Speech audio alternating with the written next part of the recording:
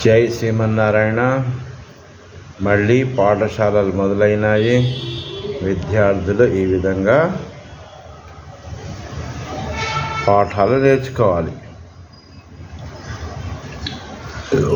గురు శిష్యులిద్దరూ కలిసి చదివే ఓం సహనాభవతు అనే మంత్రం భగవంతుడు మనిద్దరిని రక్షించుగాక, ఇద్దరము శక్తివంతులం అవుదుముగాక అని చెబుతోంది.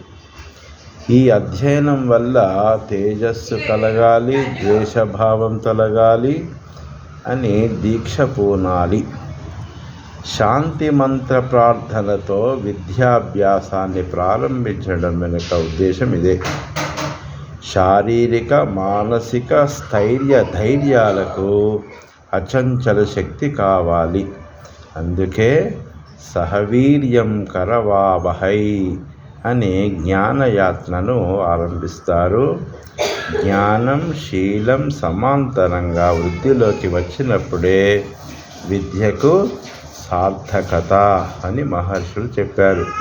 అలాగే సా విద్యా యా విముక్తయే, జనన మరణ దుఃఖాల నుంచి విముక్తిని కలిగించేదే నిజమైన విద్య అంటున్నాయి ఉపనిషత్తులు.